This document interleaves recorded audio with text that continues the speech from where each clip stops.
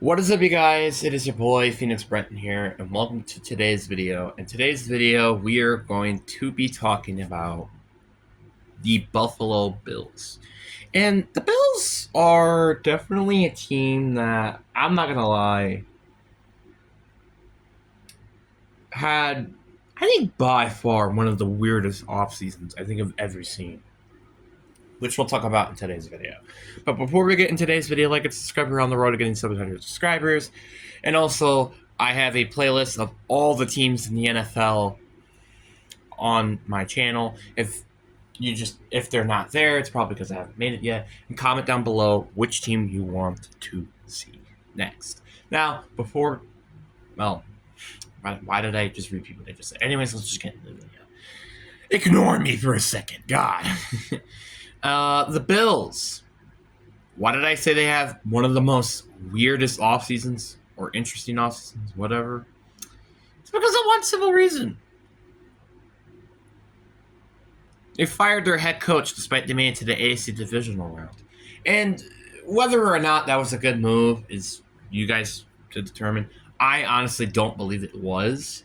I think Sean McDermott is a actually good head coach, and they fired him for no reason. You want to know why I say this? Let's look at Let's look at drafts 2023 for 2020.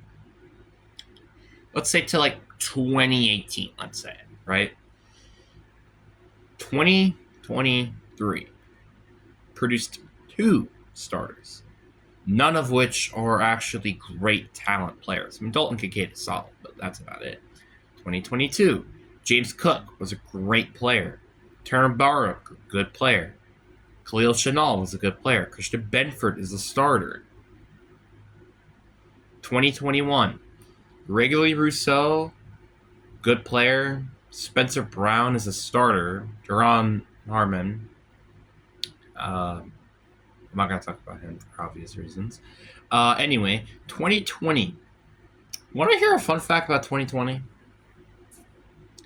I don't think any of these players right now who they drafted in that draft are actually on their team. That is a real, I think it's a real statistic, and that's kind of sad. 2019, Ed Oliver, good player. Dawson Knox is solid, but he's been on and off the team. And the rest are not even, I'm pretty sure, on the team. 2018, Josh Allen obviously was an amazing pick. Harrison Phillips is a good pick. Tara Johnson was a good pick. He actually just left. Wyatt Teller was not good for Buffalo, but good for Cleveland. They did had some good drafts over the last few years, but they ain't really produced most of the talent on their team right now. Let's go look at their actual roster right now, and I'm going to tell you their starters and who they actually drafted and who they didn't draft. Josh Allen, obviously, they drafted. James Cook, they drafted, obviously, too. But DJ Moore was traded. Khalil Chanel was drafted. Joshua Palmer was a free agent. Dalton Kincaid was drafted.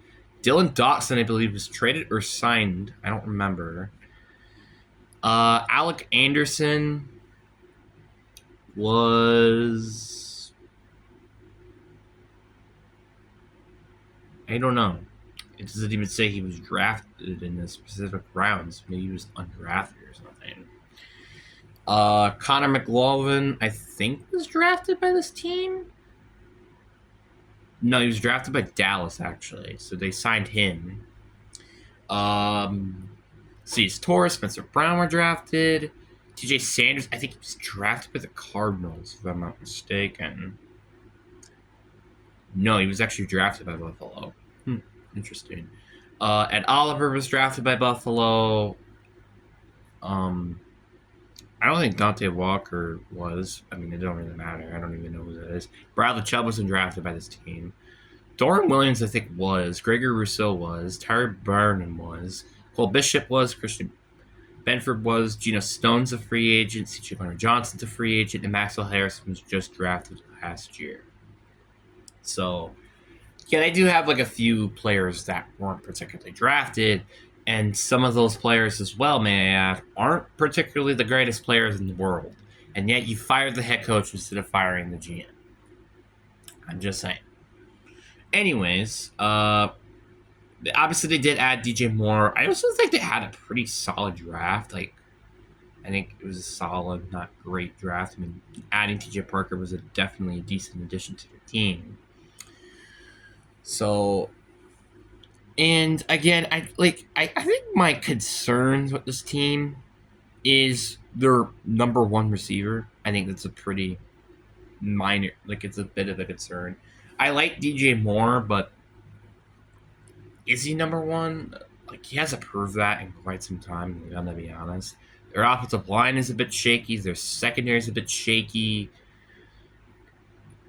It's just, I have some concerns, but I mean, like, you got Josh Allen, you got James Cook. Like, this offense is going to be pretty good no matter what, and their defense is probably going to be the most interesting, just because now they have Sean McDermott on. So, who's the Bills' defensive coordinator?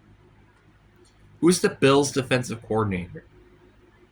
I don't even know who it is. It is Jim Leonhard. Previously spent coaching with the Denver Broncos, initially as the and he was apparently an undrafted safety by the Bills. That's an interesting fact that I didn't know. But and then, I mean, that's really kind of all I have to say. It's like, it's kind of just been the same team over the last years, except this team is a little bit more different because now you have Joe Brady instead of Sean McDermott, and Brandon Beane is still here. That's kind of surprising, not gonna lie, but it's such a weird team to talk about, and I do feel like this year they're going to take a step back just because of Joe Brady being his first year as a head coach. I just think there is going to be a step back with this team. I still think they'll probably make it to the playoffs, but how far? That's kind of has to wait to be seen. Because, I mean, obviously, I think out of any of the head coaching locations, like, you could have gone to, Buffalo was probably the best location you'd have gone to. Like, I don't think it's really even a question. But anyways, and just by the way, looking at their schedule before we start to get into things is not easy. I mean, obviously the East is pretty easy division, except the Patriots, obviously. But like, they like, outside of the Raiders, every single team is like a pretty decent team going against. So this is gonna be interesting. So we're gonna obviously start up with their floor. So I do think they lose week 1 against Texans on the road. I do think you get the loss even at home against Detroit and LA. I do think you get the win though at home against New England. I think no matter what, you split the series between them. You lose to the Rams. You obviously beat the Raiders off on the road. I do think you still lose to the Ravens on the road, despite you had a bye week. I still think you beat the Vikings. I think it's a pretty easy one. I also think you sweep both the Jets and the Dolphins. So let me just get that out of the way real quick. So that kind of already gives you like 4 wins. I also think you beat the Chiefs at home, I feel like, no matter what. And I think the rest of their games that they have are probably just going to be losses, to be honest with you. Puts their record at a... Oh, I missed one game. What was the one game that I missed? Oh, this one. Puts their floor at 8-9, which is, I would say, around where I would probably say their floor should be. Just barely below 500. Then we got their ceiling. I do think you kind of still lose to Houston on the road. I just think it's a little bit of a tricky area to really play, and especially their defense.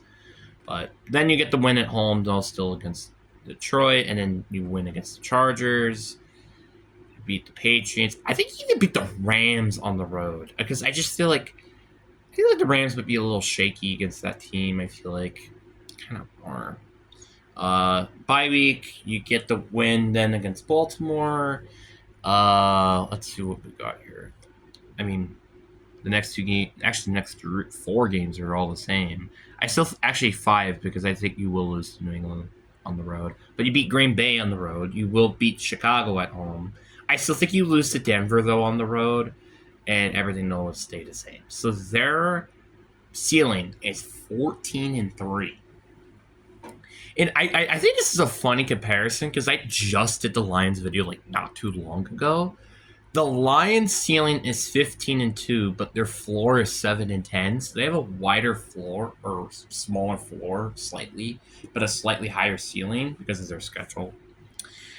While the Bills, they have a higher floor but a lower ceiling. Like this team has a lesser range than I think the Lions do, in my personal opinion. So, but anyways, guys, I really do hope you guys enjoyed this video. I hope you guys have a fantastic day, and I'll see you guys on the next one. Peace.